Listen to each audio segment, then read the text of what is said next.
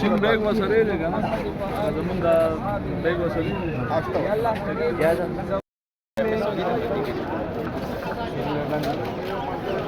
बाईस 93 93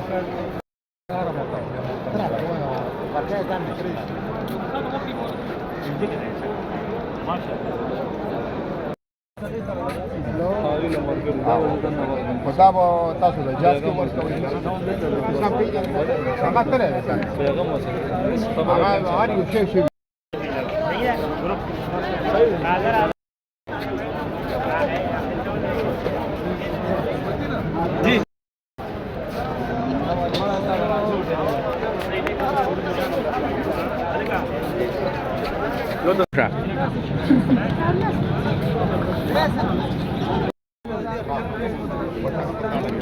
بیگ وسره لګا نه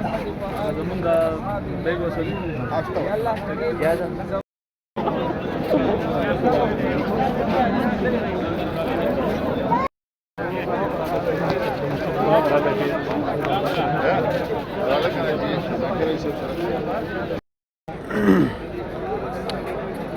نه تاسو کتلی شي باقاعده ورته معلم لګیا دی خبرې ورته کوي هدایت ورته بیانېږي تاسو کتلی شي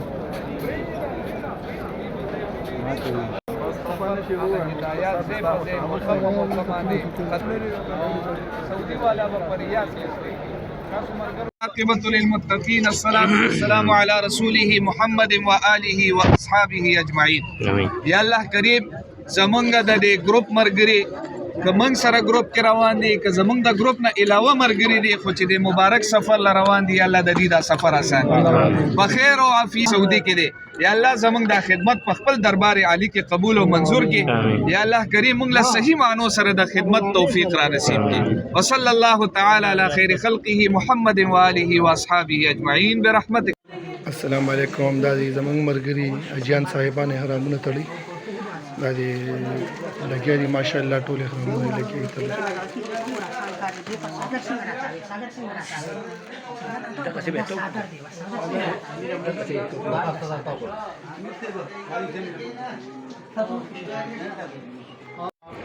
ماشاءالله زمونږ اجیانو صاحبانو احرامونه تړلي دي بدا دې ان شاء الله بس هدایت وته بیانېږي بس نیمه ګنټه ټایم پاتې دي ان شاء الله بس روانګي وکوي ان شاء الله دې ځنه هر موږ باز ځان چې کې تر څو پرې چې په څو ته نه رسېږي څلور رکعات باندې کوي او څلور رکعات کول په ګناګاری کې ثواب کې نشته ماسپخین مازیګر او ماسخوتن دا درې ټیم ما هم په پوره دل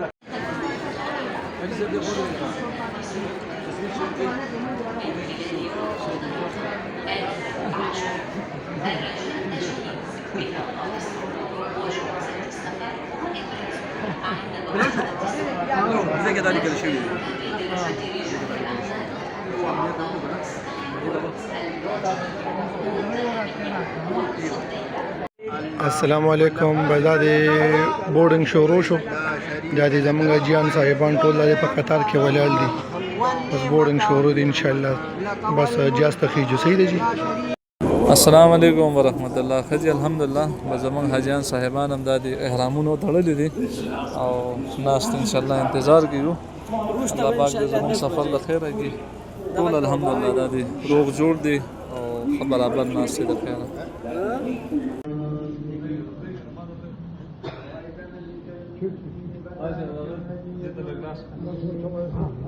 تبريق لا استرق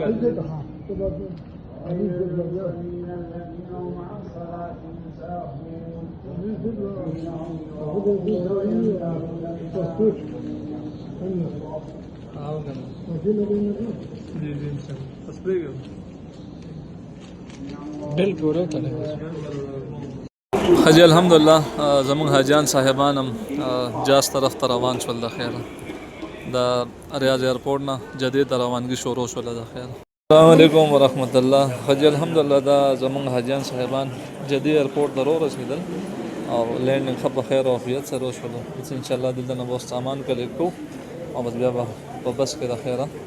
مکه معظمه د جزاک الله. السلام علیکم ورحمت الله حجی الحمدلله دا زمون یو بس